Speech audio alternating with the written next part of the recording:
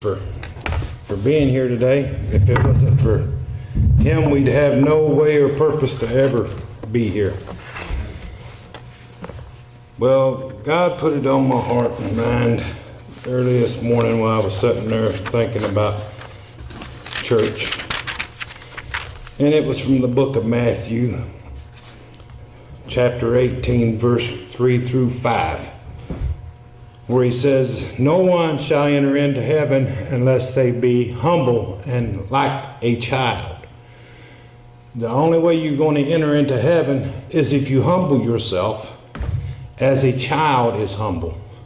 As a child, if you think back in your childhood before you knew sin, you had no worries of nothing. You didn't have no worries where you was going to eat, no worries where you was going to sleep, what you had to wear, what you was going to do. You loved everyone. You had no fear of not loving someone.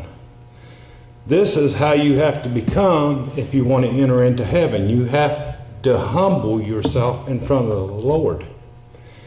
As a child, you look to your mother and your father for your protection, your food, your place to sleep, your peace and love. To humble yourself in front of the Lord, you look to Him for all these things. To humble yourself like a child that loves his mother and his father, is what these verses state.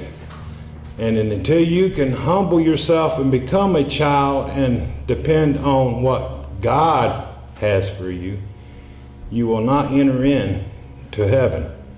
Because he says, the only way you enter into heaven is you receive me and humble yourself as a child, which child loves everyone. They don't have no hate for color, no hate for their friends. They have no hate for their mother and their dads. They have no hate for nothing, and they have no fear in nothing. A child, if you notice a child, before they become to know of sin, they fear nothing. They'll climb up on stuff, jump off, and all. They do everything without any fear. And that's the reason in the Bible it has 365 verses that says, for one for each day, fear not.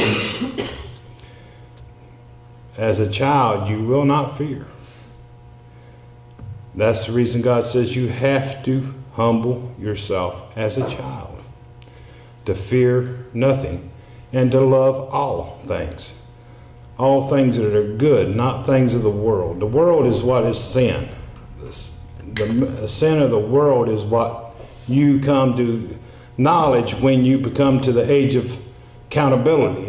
Then you start fearing, well, what am I going to eat tomorrow? What am I going to wear tomorrow? Or who's talking about me? Or who's looking at me? Well, they think they're better than I am, or this and that. And that's when you come to the age of accountability, when you're not as a child.